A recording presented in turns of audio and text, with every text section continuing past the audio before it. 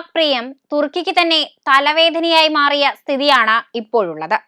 ഇന്ത്യയെ വെല്ലുവിളിച്ച് പാകിസ്ഥാന് പിന്തുണയുമായി ഓടിയപ്പോൾ തങ്ങൾക്ക് ഇത്രയേറെ നഷ്ടപ്പെടാനുണ്ടാകുമെന്ന് തുർക്കി സ്വപ്നത്തിൽ പോലും ചിന്തിച്ചു കാണില്ല. ദുരന്തകാലത്ത് ഒരു കൈസഹായം ചെയ്ത് ഇന്ത്യയെ പിണക്കാൻ തീരുമാനിച്ചതാണ് തുർക്കിയുടെ ചരിത്രത്തിലെ തന്നെ ഏറ്റവും വലിയ മണ്ടത്തരം. ആ വികാരം രാജ്യത്തിനുള്ളിൽ തന്നെ ഇപ്പോൾ അലയടിച്ച് തുടങ്ങിയിട്ടുണ്ട്. എന്നാൽ പുറത്തുവരുന്ന ഏറ്റവും പുതിയ റിപ്പോർട്ടുകൾ അനുസരിച്ച് പ്രസിഡന്റ് റജബ് ത്വയ്യിബ് എർദോഗൻ തുർക്കിയെ കൂടുതൽ കുഴപ്പത്തിലേക്ക് കൊണ്ടെത്തിക്കാനുള്ള പുറപ്പാടിലാണ്. തുർക്കിയുടെ പാക് പ്രീണനത്തിനു പിന്നിൽ വ്യക്തമായ ലക്ഷ്യങ്ങളുണ്ട് എന്ന് കാണാം.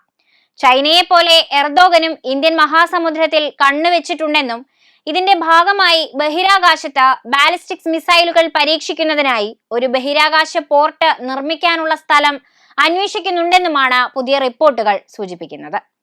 ഹോൺ ഓഫ് ആഫ്രിക്കയിൽ സൊമാലിയയുമായി ഒരു ബഹിരാകാശ തുറമുഖം നിർമ്മിക്കുന്നതിനായി തുർക്കി ചർച്ച നടത്തുന്നുണ്ടെന്ന റിപ്പോർട്ടുകൾ പറയുന്നു. ഇതിലൂടെ ഹോൺ ഓഫ് ആഫ്രിക്കയിൽ സ്വാധീനം വർദ്ധിപ്പിക്കുക മാത്രമല്ല, ബഹിരാകാശ സാങ്കേതിക വിദ്യ വികസിപ്പിക്കാനും സൊമാലിയയിൽ ഒരു ബാലിസ്റ്റിക് മിസൈൽ വിക്ഷേപണ പാഡ് നിർമ്മിക്കാനും തുർക്കി ശ്രമിക്കുന്നുണ്ട്.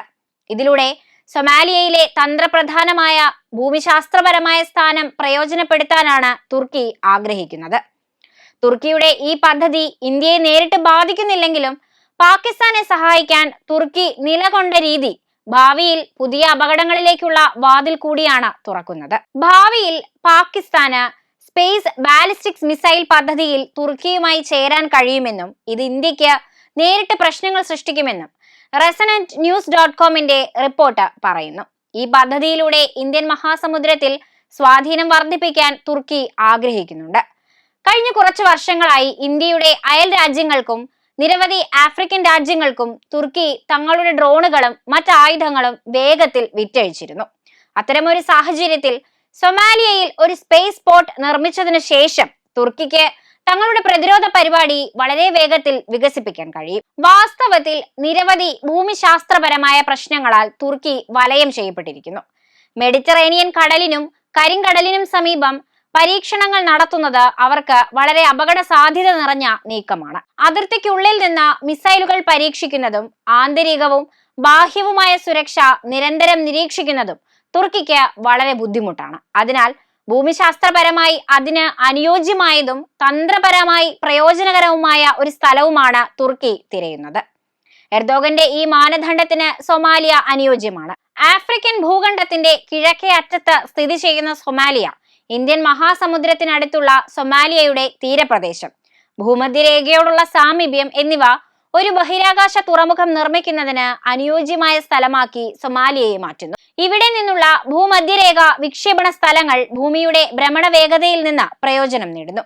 ഇത് റോക്കറ്റ് വിക്ഷേപണങ്ങൾക്ക് സ്വാഭാവിക നേട്ടമാണ്. ഇവിടെ നിന്ന് വിക്ഷേപിക്കുമ്പോൾ മിസൈലുകൾക്ക് കുറഞ്ഞ ഇന്ധനം മാത്രമേ ആവശ്യമുള്ളൂ. മാത്രമല്ല, തുർക്കിക്ക് ഇതൊരു സുരക്ഷിതമായ ഇടം കൂടിയാണ് നൽകുന്നത്. സൊമാലിയയിലെ ജാമെ ഡ്യൂൺ മേഖലയിലാണ് ബഹിരാകാശ തുറമുഖം നിർമ്മിക്കാൻ തുർക്കി ആഗ്രഹിക്കുന്നതെന്ന് റിപ്പോർട്ടിൽ പറയുന്നു. 2028ഓടെ സോഫ്റ്റ് ലാൻഡിംഗ് നടത്താനുള്ള പദ്ധതിയിൽ പ്രവർത്തിക്കാമെന്നാണ് തുർക്കി ആഗ്രഹിക്കുന്നത്. ഇതിനായി $1 ബില്യൺ പദ്ധതി തയ്യാറാക്കിയിട്ടുമുണ്ട്. 2021 തന്നെ പദ്ധതിയെപ്പറ്റി എർദോഗൻ പ്രഖ്യാപിക്കുകയുണ്ടായി. ബഹിരാകാശ തുറമുഖത്തിന്റെ നിർമ്മാണം മുതൽ അറ്റകുറ്റപ്പണികൾ വരെ ഏകദേശം $350 മില്യൺ ചെലവാണ് പ്രതീക്ഷിക്കുന്നത്. ഈ തുറമുഖം തുർക്കിക്ക് ഇന്ത്യൻ മഹാസമുദ്രത്തിലേക്ക് നേരിട്ട് പ്രവേശനം നൽകുന്നു. അതുവഴി മിസൈൽ റോക്കറ്റ് പരീക്ഷണങ്ങൾ ജനവാസമില്ലാത്ത ജലപ്രദേശങ്ങളിലേക്ക് തിരിച്ചുവിടാൻ കഴിയും.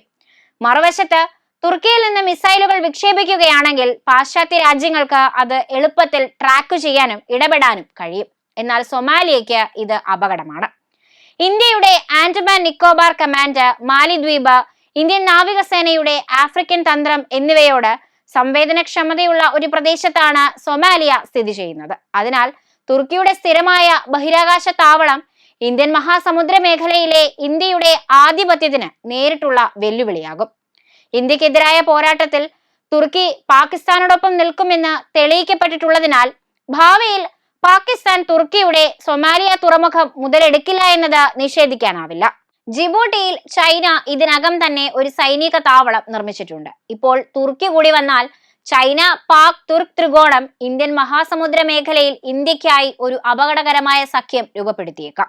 ഇത് ഇന്ത്യക്കെതിരെ പടിഞ്ഞാറ് പാകിസ്ഥാൻ, വടക്ക് ചൈന, തെക്ക് പടിഞ്ഞാറ് സൊമാലിയയുടെ ബഹിരാകാശ തുറമുഖത്ത് നിന്ന് തുർക്കി എന്നിങ്ങനെ 3 മുന്നണി ഭീഷണിക്ക് തുടക്കമിട്ടേക്കാം.